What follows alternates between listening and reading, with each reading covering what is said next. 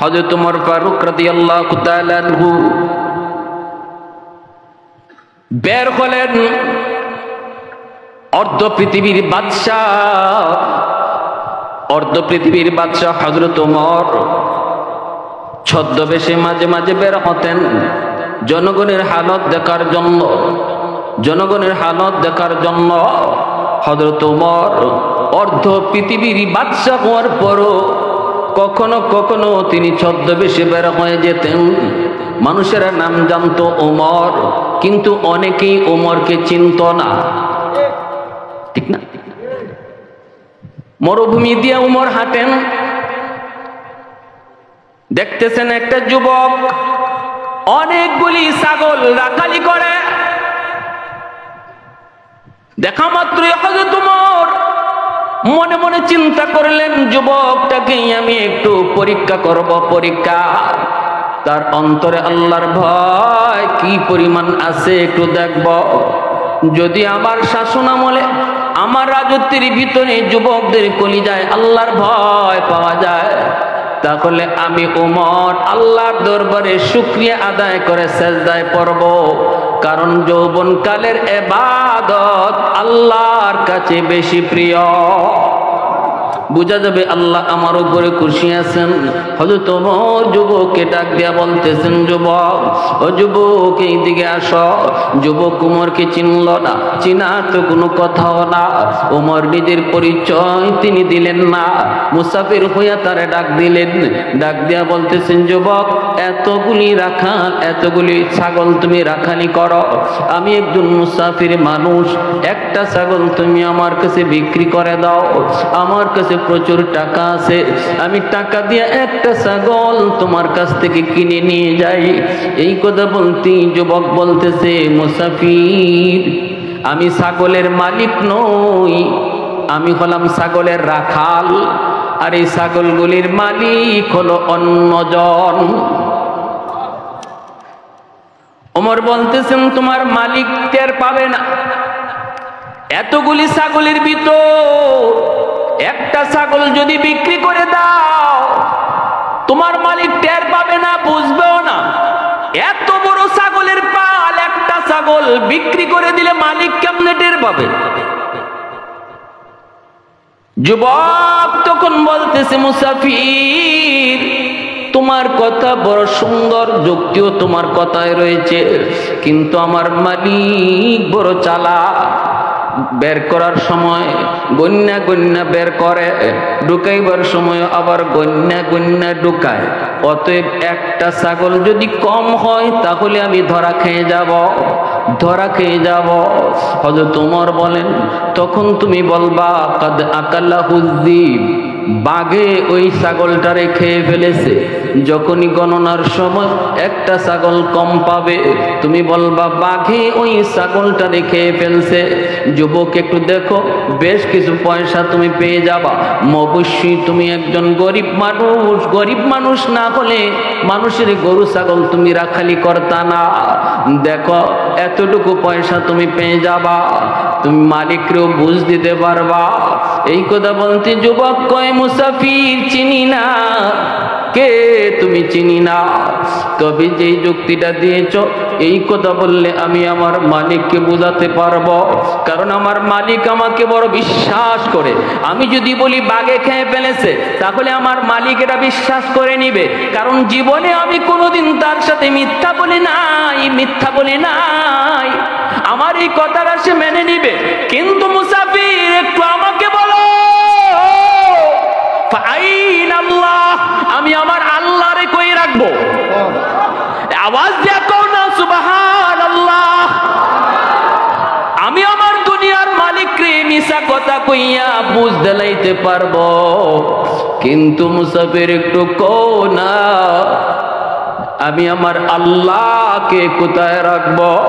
আল্লাহ তো দেখে বুঝবেন, আল্লাহ তো জানতেছেন আমি মিথ্যা কথা বলতেছি, আমি আল্লাহকে কই রাখবো? এই কথা বলতেই হযরত ওমর সাথে সাথে তিনি সেজদায় পড়ে গেলেন। আল্লাহর কুদরতি কদমে সেজদায় পড়ে তিনি কান্না শুরু করে দিলেন, চোখের পানি জড়াইতে লাগলেন। যুবককে দৌড় দিয়ে বুকে জড়ায় কাঁদতে লাগলেন, যুবক চিনোনি আমি কে? ও যুবক চিনোনি, আয় আমার বুকে আয়, আমার বুকে আয়। তোর মতো যুবকের কারণে আল্লাহ জমিন টিকায় রাখছে, তোর মতো যুবকের কারণে আল্লাহ জমিন টিকায় রাখছে। লাউলা মাশাইখু রুক্কা ওয়াশশাবাবু খুশশা ওয়ালা তুফালু রুদ্দা ওয়ালা নামু রুদ্দা লাজালতুস সামাআ হাদিদা ওয়াল আরদা খাফসাফা ওয়াত তুরাবা রামাদা ওয়ামা আনজালতু মিনাস সামাই কাতরা ওয়ামা আমবাতু মিনাল আরদি নাবাতা বাল আনজালতু আলাইকুমুল আযাবা সাব্বা। আল্লাহ পাক রব্বুল আলামিন বলে, জানোনি এই জমিনের ভিতরে যেই পরিমাণ গুনাহ হয়, যেই পরিমাণ অন্যায় হয়, অত্যাচার হয়, যেই পরিমাণ জুলুম জমিনের ভিতরে হয়, যেই পরিমাণ মারামারি কাটাকাটি নিজেদের ভিতরে ওরা করে, বহু আগেই জমিন গজবাইসা ধ্বংস করে দিত। মানুষের অপরাধের কারণে, মানুষের গুনার কারণে আসমানি গজব জমিনি গজবে এসে জমিন বহু আগেই ধ্বংস করে দিত। কিন্তু চার দলের কারণে জমিনকে আমি আল্লাহ ধ্বংস করি না। লাউলা মাশাইখু রুক্কা, এক নাম্বার হলো এই জমিনের ভিতরে এমনও কিছু আমার বৃদ্ধ বান্দা বান্দি রয়েছে, কোমরে তাদের ব্যথা, হাঁটুতে তাদের ব্যথা, চোখে ঠিক মতো দেখে না, নামাজ পড়তে গেলে বড় কষ্ট হয়, রুকুতে গেলে পরে কষ্ট হয়, সেজদা দিতে পারে না, কোমর বাঁকা করলে করতে পারে না, যদি সেজদায় যায় মাথা উঠাইতে পারে না। আল্লাহ বলে, আমি দেখি রুকু করতে তার কেমন কষ্ট হইতেছে, আমি আল্লাহ দেখতেছি। ওই সেজদায় আমার বান্দির কি কেমন কষ্ট হইতেছে, এরপরেও যখন আমার সেজদা দেয় তার সেজদার দিকে তাকাইলে জমিনের প্রতি মায়া লেগে যায়। দ্বিতীয় দল আল্লাহ বলেন ওয়াশশাবাবু খুশশা, এই জমিনের ভিতরে এমন কিছু যুবক রয়েছে যেই যুবক যৌবনের পাগলামি করে না, যেই যুবক যৌবনে পাগলামি করে না, তার পাগলা গোরাও তার গুনার দিকে দৌড়াইতে চায় কিন্তু সে দৌড় দেয় না। পাগলা গোরার লাগাম টান দিয়া ধরে, গানের আয়োজন করতে মন চায় না কার, কোন যুবকের চায় না গুনাহ করতে? যৌবনের চাহিদা হলো গুনাহ করা, যৌবনের চাহিদা হলো অন্যায় করা, যৌবনের চাহিদা হলো বন্ধুদের সাথে ডাব পাইরা খাওয়া, যৌবনের চাহিদা হলো বন্ধু বান্ধব মিলা চুরি কইরা হাত জবাই কইরা খাওয়া, যৌবনের চাহিদা হলো জিনা করা, যৌবনের চাহিদা হলো বেয়াদবি করা। কিন্তু আল্লাহ বলে, আমি জমিনের দিকে যখন কুদরতি নজরে তাকাই তখন দেখি এমন কিছু যুবক পাগলামি করে না, কন্ট্রোল করে চলে, পাগলা গোরার লাগাম টান দিয়া ধরে। যৌবনে তার মাথায় আমি টুপি দেখি, যৌবনে তার মুখে আমার নবীর সুন্নত দেখি, যৌবনে আমি আল্লাহ তারে মসজিদে দেখি, যৌবনে আমি আল্লাহ তারে বাপ মার সেবা করতে দেখি, যৌবনে আমি আল্লাহ তারে দেখি না মুরব্বীদের সাথে শ্রদ্ধা করে চলে। দিলের ভিতরে আমি আল্লাহর প্রেম, দিলের ভিতরে আমি আল্লাহর প্রেম জমায় নেয়। ওই যুবকের দিকে যখন আমি তাকাই তখন এই গুনাহগার জমিনের প্রতি আমি আল্লাহর মায়া লেগে যায়। এজন্য হযরত ওমর ওই যুবকটার বুকে টাইনা কই, যুবক আয় আমার বুকে আয়, তোর মতো যুবকের কারণে আল্লাহ এই জমিন টিকায় রাখছে। এ নোয়াপুরের আমার ভাইরা, এ নোয়াপাড়ার যুবক, এ নোয়াপাড়ার যুবক, তুমি যুবক যদি যৌবনে আল্লাহকে ভয় করে চলো, যদি তুমি যৌবনে আল্লাহর ডরাও, তোমার মতো যুবকের উসিলায় আল্লাহ এই জমিনে সুদকুরে খাওয়াইতেছে, তোমার মতো যুবকের উসিলায় আল্লাহ এই সমাজে বেনামাজির খাওয়াইতেছে, তোমার মতো এই যুবকের উসিলায় আল্লাহ পাক জিনা করে বাঁচায় রাখছে, তোমার মতো যুবকের উসিলায় আল্লাহ হারাম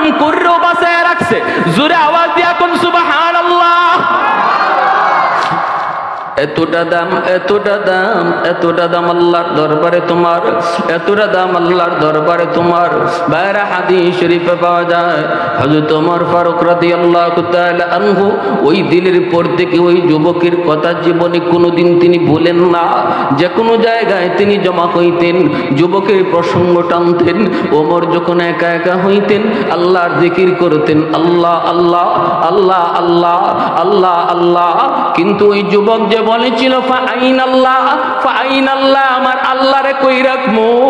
হযরত ওমর যখনই নিরিবিলি আল্লাহর জিকির করতেন, আল্লাহ আল্লাহর সাথে ফাআইন আল্লাহ জিকির করতে। ওই যুবকের কথাটাও তিনি আল্লাহ আল্লাহর সাথে জিকিরে নিয়ে আসছিলেন। তো আওয়াজ দিয়া কোন সুবহানাল্লাহ। यासीन से मौला ने कभी उनको पुकारा, यासीन से मौला ने कभी उनको पुकारा, हामीम कभी और कभी तासीन इशारा।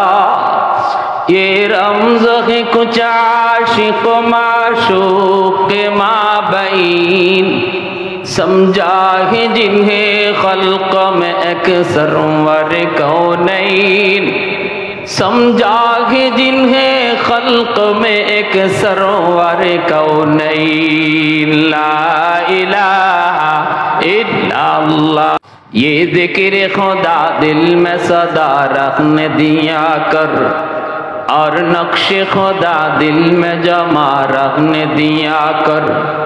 मुर्शिद की नजर गज़ बसर से न होती है, क्या खुश नजरी खुश नजरी खुश नजरी है।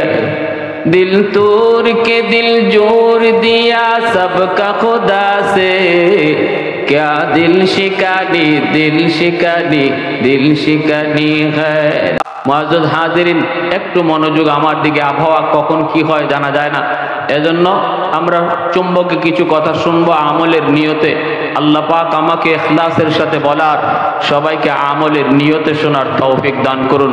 সবাই বলেন আমিন, আরো জোরে বলেন আমিন। মুআজ্জাজ হাজিরিন, যৌবন কালটা মানুষের হায়াতের মধ্যে সবচেয়ে দামি একটি কাল। যৌবন মানুষের হায়াতের সবচেয়ে বড় এবং গুরুত্বপূর্ণ একটা সাবজেক্ট।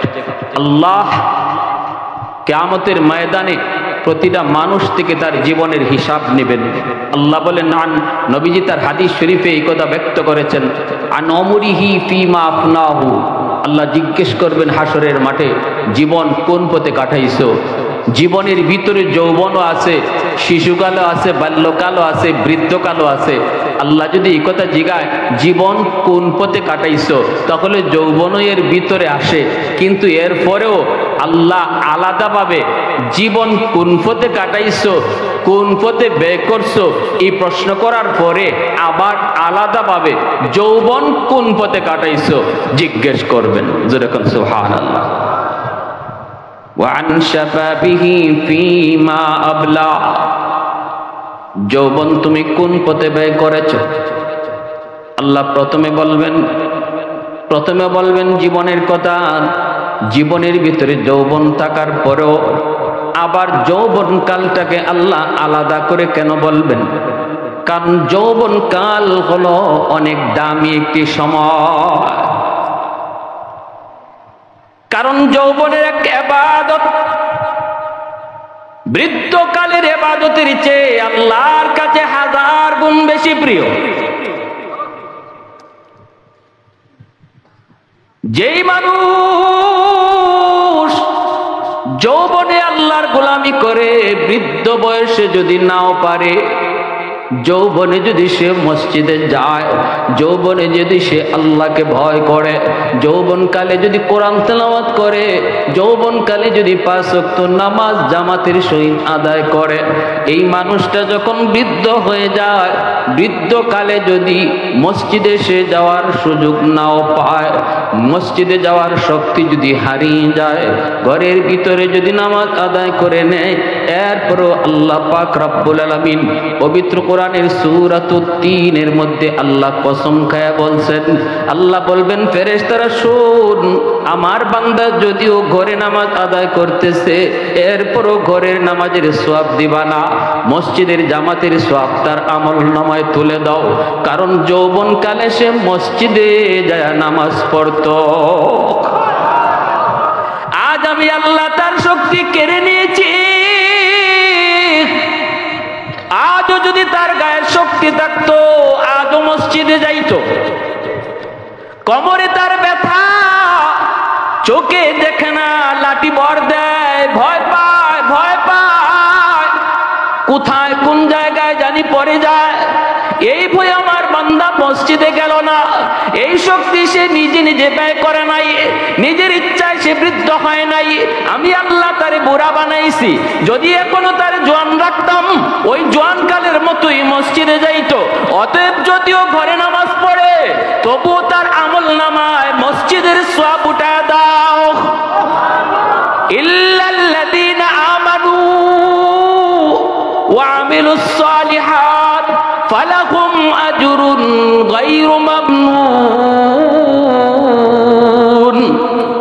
আল্লাহ বলেন শোনো, যেই মানুষগুলা গায়ের শক্তি থাকা অবস্থায় আমি আল্লাহর গোলামি করবে, দাইমি ভাবে আমি আল্লাহর গোলামি করবে, ইবাদতটারে অভ্যাস বানায় নিবে, ওই মানুষটা যখন আমার ওই বান্দা বান্দি যখন শক্তি না থাকার কারণে ওই ইবাদতটা করতে পারবে না, আমি তার আমল যৌবনের আমলকে বন্ধ করি না। আমি আল্লাহ তার যৌবনের সেই সর্বদা দাইমি আমলটাকে জারি রেখে দিই। একটু জোরে আওয়াজ দিয়া সুবহানাল্লাহ। প্রশংসা করব কার? আওয়াজ আসতে কেন জোরে বলেন কার? ঘরে পড়লাম সওয়াব দেয় কে? মসজিদের। একটু জোরে বলেন ঘরে নামাজ পড়লাম মসজিদের সওয়াব দেয় কে? তাহলে প্রশংসা হবে কার? আলহামদুলিমান কাদ্দারা খাইরাম ওয়া খাবালা, আলহামদুলিমান কাদ্দারা খাইরাম ওয়া খাবালা, ওয়া শুকরু লিমান সাওয়ারা হুসনান ওয়া জামালা, ফরদুন সামাদুন আন সিফাতিন খালকি বারিউন, রব্বুন আযালিয়্যুন খালাকাল খালকা কামালা, লা জিদ্দা ওয়ালা নিদ্দা ওয়ালা হাদ্দা লিমাওলা, লা জিদ্দা ওয়ালা নিদ্দা ওয়ালা হাদ্দা লিমাওলা, আল আনা কামা কানা ওয়ালাম ইয়ালকা যাওয়ালা, আল আনা কামা কানা ওয়ালাম ইয়ালকা যাওয়ালা। আল্লাহ পাক বলে শোনো, শুধু তাই নয়, চোখে পাওয়ার ছিল তুমি প্রতিদিন মাগরিবের পর ফজরের পর কোরআন তেলাওয়াত করতা। আজ আমি আল্লাহ তোমার চোখের পাওয়ার কেড়ে নিয়েছি, তিলাওয়াত করতে পারো না, কোরআনের হরফ তুমি দেখো না। আল্লাহ বলে ফেরেশতারা সুর, এই যে দেখো আমার বান্দা চোখে পাওয়ার না থাকার কারণে কোরআন হাতে নিয়ে চোখের পানি জড়ায় জড়ায় কাঁদতেছে আর বলতেছে মালিক আমার তো কালাম তেলাওয়াত করতে মন চায়, কিন্তু মালিক চোখে তো আমি দেখি না, কোরআনের হরফগুলি তো দৌড়ে, প্রতিদিন তো ফজরের পরে কোরআন তেলাওয়াত করতাম, তুমি মালিকের কালাম তেলাওয়াত করতাম, আজ আমি চোখে পাওয়ার না থাকার কারণে কোরআন তেলাওয়াত করতে পারি না। আল্লাহ বলে ফেরেশতারা শোনো, ওই প্রতিদিন কোরআন তেলাওয়াতের সওয়াব যদিও আজকে আমার বান্দা তেলাওয়াত করতে পারে না, তবু আমল নামায় উঠায়া দাও। মহব্বতের সাথে সুবহানাল্লাহ। আল্লাহ পাক বলে জারি রেখে দাও, জারি রেখে দাও, জারি রেখে দাও। তাহাজ্জুদের নামাজ পড়তো, এখন গায়ে শক্তি না থাকার কারণে তাহাজ্জুদ পড়তে পারে না, ঘুমায় রইছে, ঘুমায় ঘুমায় আল্লাহর কাছে কান্দে, ও মালিক প্রতিদিন তাহাজ্জুদ পড়তাম, এখন তুমি আমাকে দুর্বল বানায় দিছো, কোমরে ব্যথা পাই, গায়ে শক্তি নাই, উঠতে গেলে ভয় হয়, উঠতে গেলে ভয় হয়, ওযু করতে গেলে ভয় পাই, কখন জানি পড়ে যাই, শক্তি তুমি কেড়ে নিয়েছো। আল্লাহ আমি তো আর তাহাজ্জুদ পড়তে পারি না। আল্লাহ পাক বলে ইল্লাল্লাযীনা আমানু ওয়া আমিলুস সালিহাত ফালাহুম আজরুন গায়রু মামনুন। এ ফেরেশতারা শুন, আমার বান্দা ঘুমায় থাকলো আমল নামায় তাহাজ্জুদের সওয়াব উঠায়া দাও।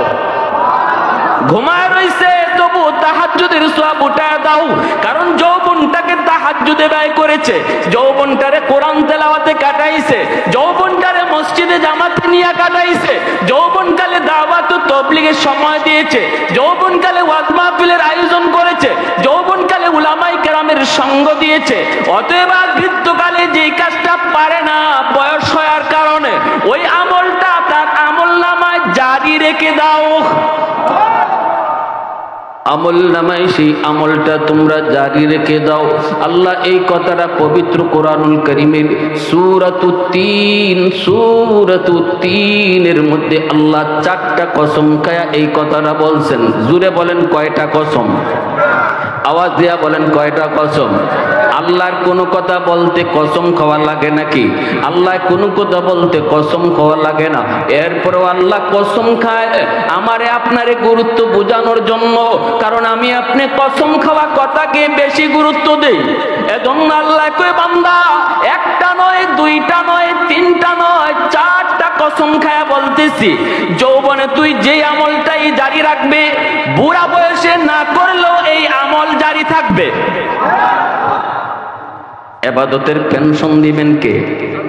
একটু জোরে বলেন কে? দুনিয়ার সরকার আমাদেরকে সরকারি চাকরি করলে পেনশন দেয়।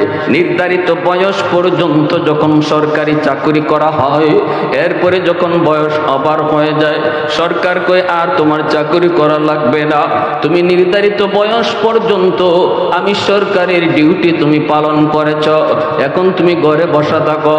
ঘরে বসা থাকলেও তোমার অ্যাকাউন্টে বেতন পাঠিয়ে দেওয়া হবে, তোমাকে পেনশনের বেতন ঘরে বসায় বসায় দেওয়া হবে, কারণ সরকার তার উপরে খুশি। নির্ধারিত বয়স পর্যন্ত সরকারের ডিউটি করার কারণে ঘরে বসাইয়া দুনিয়ার সরকার যদি বেতন দেয়, সকল সরকারের সরকার, সকল মালিকের মালিক আমার আপনার মালিক বলে, আমি আল্লাহ বলতেছি টাইম মতো সময় মতো ডিউটি যদি আমার করো, যেই বয়সে তোমার টাইম ওভার হয়ে যাবে, ওই ডিউটি না করলেও আমি ঘরে বসাইয়া ইবাদতের পেনশন দিব। ইবাদতের পেনশন আল্লাহ পাক দিবেন। ইবাদতের পেনশন ওই যুবককে যেই যুবক যৌবনে দাঁড়িয়ে রাখে, ওই যুবককে যেই যুবক যৌবনে মাথায় টুপি রাখে, ওই যুবককে যেই যুবক যৌবনে বাপ মার সেবা করে, ওই যুবককে যেই যুবক মুরব্বীদের শ্রদ্ধা করে, ওই যুবক যেই যুবক যৌবনে মসজিদে গিয়ে নামাজ পড়ে, ওই যুবক যেই যুবক আল্লাহর ভয় অন্তরে নিয়ে চলে, দুনিয়ার হারাম প্রেম অন্তরে জায়গা দেয় না, আল্লাহর প্রেম অন্তরের ভিতরে জায়গায় চলে, আল্লাহ পাক রব্বুল আলামিন ওই যুবকটা যখন বুড়া হয়, আল্লাহ তারে ঘরে বসাইয়া ইবাদতের পেনশন দেয়। আওয়াজ দিয়া কন্যা সুবহানাল্লাহ, আরো জোরে সুবহানাল্লাহ। এজন্য আল্লাহর নবী বলেছেন লা ওয়ারআকাল কাফি, লা ওয়ারআকাল কাফি, আও কামা ক্বালান নবী আলাইহিস সালাতু ওয়াস সালাম। আল্লাহর নবী বলেন, জানুনি যেই মানুষটার ক্ষমতা ছিল গুনাহ করার, সুযোগ ছিল গুনাহ করার, এরপরেও যদি গুনাহ না করে, ক্ষমতা ছিল তার গুনাহ করার, গায়ে শক্তিও ছিল তার গুনাহ করার, সুযোগও ছিল তার গুনাহ করার, এরপরেও সে গুনাহ না করে শুধুমাত্র আমি আল্লাহর ভয়ে, গুনাহ করলে কেউ দেখতো না, গুনাহ করলে তারে কেউ বলতো না, গুনাহ করলে কেউ তার মারতো না, এমন একটা পরিবেশের মধ্যে সে গুনাহ করার সুযোগ পেয়েছে, এরপরেও যেই যুবক আল্লাহর ভয়ে গুনাহ করে না, নবীজি বলেন সে যৌবনেই আল্লাহর ওলি হয়ে যায়, যৌবনেই সে আল্লাহর ওলি হয়ে যায়। বুড়া মানুষ চাইলেও সে গুনাহ করতে পারবে না, কারণ তার শক্তিতে দেয় না। বুড়া মানুষ চাইলেও সে গুনাহ করতে পারবে না, কারণ তার বয়সে দেয় না। এজন্য একজন বুড়া মানুষ গুনাহ না করা আর একজন যুবক আল্লাহর ভয়ে গুনাহ ছেড়ে দেওয়া দুইটা সমান নয়, সমান নয়, সমান নয়। নবী বলেন, যেই যুবক সুযোগ ছিল গুনাহ করার, গায়ের শক্তিও ছিল, কিন্তু এরপরও করে না, আমি নবী বললাম ওই যুবক যৌবনী অলির খাতায় নাম লেখা। ভাইরা বন্ধুরা, সুযোগ ছিল গুনাহ করার, এরপরও গুনাহ না করা, এটা উলায়াতের লক্ষণ, এটা আল্লাহর ওলি হওয়ার আলামত। মেম্বারের সুযোগ ছিল গম চুরি করা, এরপরও মেম্বার গম চুরি করে না। চেয়ারম্যানের সুযোগ ছিল টিন চুরি করা, এরপরও টিন চুরি করে না। এমপির সুযোগ ছিল রাস্তার টাকা মাইরা খাওয়ার, এরপরে এমপি মারে না। কার ভয়ে? আল্লাহর ভয়ে। কার ভয়ে? আল্লাহর ভয়ে। নবী কয় সুযোগ থাকার পরেও যে করে না আল্লাহর ভয়ে, সে ওই দায়িত্ব পালন কইরা খুব দ্রুত আল্লাহর ওলি হয়ে যায়। এজন্য মেম্বারের জন্য ওলি হওয়া সহজ, চেয়ারম্যানের জন্য আল্লাহর ওলি হওয়া সহজ, এমপির জন্য আল্লাহর ওলি হওয়া সহজ, কারণ তারা খাদমতে খালকে নিয়োজিত, মানুষের সেবায় তারা নিয়োজিত। আল্লাহকে খুশি করার সবচেয়ে বড় হাতিয়ার হলো মানুষের সেবা করা। মানুষের সেবা করার দ্বারা আল্লাহ তাড়াতাড়ি খুশি হয়, ঠিক না? কিন্তু আমরা দেখা যায় নামাজ পড়ি ঠিক, কিন্তু মানুষের ক্ষতি করার তালে থাকি। নামাজ পড়ি ঠিক, কিন্তু আরেকজনের সাথে একজনের মার লাগানোর তালে থাকি। কিন্তু নবী কয়, জানুনি মসজিদে বইসে যেই মানুষটা তসবিহ জইপা যতদিনে আল্লাহর ওলি হবে, একজন সমাজের মেম্বার, সমাজের একজন মুরব্বী, সমাজের একজন দায়িত্বশীল, সমাজের একজন লিডার যদি মসজিদে নামাজটা পড়া মসজিদ থেকে বের হইয়া জনগণের হালত দেখতে যায়, রাস্তাঘাট পরিদর্শন করতে যায়, কার কোন সমস্যা সেটা বুঝতে যায়, এই মানুষটার প্রতিটা কদম তসবির চেয়েও আল্লাহর কাছে বেশি প্রিয়। কি ভাই, কি বুঝলেন? এজন্য আল্লাহকে খুশি করার মাধ্যম শুধু মসজিদেই নাকি সমাজেও আছে? মসজিদে যেমন আল্লাহকে খুশি করা যায়, সমাজে মানুষের খেদমত কইরাও খুশি করা যায় কি যায় না? দুইজনের ভিতরে দ্বন্দ্ব, দুইজনের ভিতরে ঝগড়া, দুই গোষ্ঠীর মধ্যে ঝগড়া, মাঝখানে যদি আপনি লাগেন, এই দুই গোষ্ঠীর ঝগড়া মীমাংসা কেমনে করা যায়, কেমনে তাদের বিরুদ্ধে দূরত্ব দূর করা যায়, কেমন করে মিলায় দেওয়া যায়, কেমন করে মিলায় দেওয়া যায়, এই ফিকির নিয়ে আপনি যতক্ষণ সময় দিবেন, খুদার কসম 3 বার তসবিহ জইবা যতক্ষণে আল্লাহর খুশি করবে, আপনার প্রতিটা কদমে কদমে আল্লাহ এর চেয়ে বেশি খুশি হবে। কারণ আপনি দুই মুসলমান ভাইয়ের ঝগড়া মীমাংসা করার জন্য হাঁটতেছেন, দুই মুসলমান গোষ্ঠীর ভিতরে মার ভাঙানোর জন্য চেষ্টা করতেছেন। এজন্য আল্লাহর কাছে আমলটা এত প্রিয়। মানুষের সেবা করা নফল বন্দেগীর ভিতরে সবচেয়ে বড় বন্দেগী, সবচেয়ে বড় বন্দেগী। এজন্য বলা হয় 3 জায়গায় মিথ্যা কথা বলাও যায়, 3 জায়গায় মিথ্যা কথা বলাও যায়। যেখানে মিথ্যা কথা সর্ব অবস্থায় হারাম, যেখানে মিথ্যা বলা শুধু হারাম নয়, মিথ্যাকে সমস্ত গুনার মা বলা হয়েছে। যেই মানুষটা অকপটে মিথ্যা বলতে পারে, যখন তখন মিথ্যা কইতে পারে, আল্লাহর নবী কয় এর দ্বারা কোনো গুনাহ করা অসম্ভব থাকে না। মিথ্যা কথা কওয়া যে মানুষটার আদত হয়ে যায়, যে কোনো গুনাহ করতে পারবো, এটা আল্লাহর নবী কইছেন।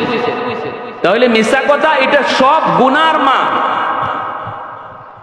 সেই জায়গা 3 জায়গায় কোন যায় শরীয়তে জায়েজ করে দিলাইছে, 3 জায়গায় মিথ্যা কথা কইতে পারবা। এর মধ্যে একটা হইল দুই দলের ঝগড়া, দুই মুসলমান গোষ্ঠীর মধ্যে ঝগড়া, দুই মুসলমান ভাইয়ের মাঝে ঝগড়া, এই দুইজনের ঝগড়া মীমাংসা করার লাগি যদি আপনি একটু মিছা কথা কইন, এর কাছে গিয়া কইবা মিয়া তুমি এরে খারাপ জানো, কে কইছে? আমি দি এর সাথে কথা কইয়া দেখলাম, এ দি তোমারে বালা কয়, বলো তো আপনি এর দ্বারা গেছুনি না। এ কইব কি দেখো এ আমার বালা কয়, বলে এ তো তোমার সম্পর্কে খারাপ কিছু কইলো না, যতক্ষণ কথা কইলাম দূর তো তোমার ভালোই কইলো। কইতে দিয়ে আমার অমুকে ইতা কইছে, অমুকে ইতা কইছে, এ বলে আমার গাইল্লায়, এ বলে আমার বাপ তুললে কথা কয়। দৌড় মেটা হামিসা কথা, আমি এর সাথে কথা কইছি, এ যতক্ষণ কথা কইছে তোমার একটা দোষও দিছে না, এর এইখানে মিশা কথা কইয়া এর মনটা হালকা করছে। আবার হের কাছে গেছে গিয়া কয় ভাই তুমি এরে খারাপ জানো, কেডা কইছে তোমারে? এ তোমারে খারাপ জানে, এ তোমারে গালাগালি করে, এ তোমার বদনাম করে, কইছে কেডা? আমি এর সাথে কথা কই আইলাম, এদি তোমারে বালা কইছে, এদি তোমার কোনো বদনামই করছে না। দুইজনের মনটারে হালকা কইরা মাঝখানে একটু মিশা কথা যে কইলো, শরীয়তে এখানেও মিশা কথা কোয়া জায়েজ কইয়া লাইছে। কথাটা বুঝে আসছে? তাহলে মুসলমান ভাইদের ভিতরে ঝগড়া মীমাংসা করা আল্লাহ কতটা গুরুত্ব দিছে, যে না নিজেদের ভিতরে ঝগড়াঝাটি না, মারামারি না, সামান্য কিছু দ্বন্দ্বের জন্য, সামান্য কিছু দুনিয়ার স্বার্থের জন্য মুসলমান কোনোদিন মারামারি ঝগড়া করতে পারে না। মুসলমানের ভিতরে সম্পর্ক হবে রুহামা ও বাইনাহুম, মুসলমান পরস্পরে ভাই ভাই হয়ে থাকবে। একজন একটা দোষ করে এলেইছে, এটারে অজম করে এলেই তাই আল্লাহর পাক রব্বুল আলামিন কয় জানোনি জান্নাতি মানুষ কারা? জান্নাতি মানুষ হলো আল্লাযীনা ইউনফিকুনা ফিস সাররা ওয়াদ দাররা ওয়াল কাযিমিনাল গায়জ ওয়াল আফিনা আনিন নাস। চার গুণে গুণী আমি আল্লাহ বললাম জান্নাতি।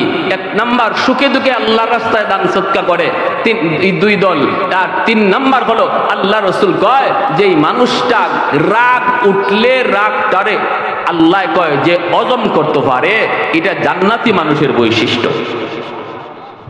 আর যে মানুষে মাফ করে দেয়, ক্ষমতা আসিল তার বদলা নেওয়ার, এর পরও কয় যা নিলাম না, যা যা তুই যা কইসলে এর থেকে আমার বেশি কওয়ার ক্ষমতা আসিল, তুই যে মাইটটা আমারে মারছত এর থেকে বেশি মারার ক্ষমতা আমার আসিল, যা আমি আল্লাহর ফায়সায় মাফ করে দিলাম। আল্লাহ বলে, আমি আল্লাহ বলতেছি, এটা জান্নাতি মানুষের বৈশিষ্ট্য। আল্লাহর কথা সত্য না মিথ্যা? কিন্তু আমরা ছাড় দিতে রাজি না, আমরা এক বিন্দু ছাড়তে রাজি না। কয় কি আমারে কইলিছে, আমার বাইরে কইলিছে, আমার বাতিজারে কইলিছে, ডাকছেন গোষ্ঠী এ কোরআন কোন আত্মীয় আছে রে, হদ্দাটুলা কেডা আছে, তকবস্কানি কেডা আছে, এরারও ডাকো। আল্লাহ রসুল কয় এইভাবে মাইরের লাগি ডাকাডাকি করতো আবু জাহেল উতবা সাহেবারা। মক্কার কাফিররা এইভাবে ডাকতো, গোষ্ঠী দূরে ডাক দিত, ওই মাইরে লিতেছে তাড়াতাড়ি আও। গোষ্ঠীর মানুষে দেখকে আনতো, আত্মীয় যে ভাই লত গেছে হি ভাই দেখকে আনতো। এটা আল্লাহ রসুল বলে এটা মুসলমানের বৈশিষ্ট্য না, এটা আবু জাহেল মক্কার কাফেরদের বৈশিষ্ট্য, এটা জাহিলদের বৈশিষ্ট্য, আইয়ামে জাহিলিয়াতের যুগের মানুষের বৈশিষ্ট্য, যারা সম্পূর্ণ অন্ধকার জগতে ছিল, যারা আলোর মুখ দেখে নাই। এই যুগের মানুষ এইভাবে গোষ্ঠী লইয়া মারামারিতে নামতে পারে না, কারণ এটা জাহিলি যুগ না, এটা আমার নবীর আদর্শের যুগ। আওয়াজ দিয়া বলা ঠিক কিনা? আমরা আদর্শ নবীর আদর্শ উম্মত, আমরা আদর্শ নবীর আদর্শ উম্মত। আমরা মাইরের লাগি ডাকাডাকি করতে পারি না, ডাক দইরা মাইরে নামা এটা মুসলমানের বৈশিষ্ট্য না।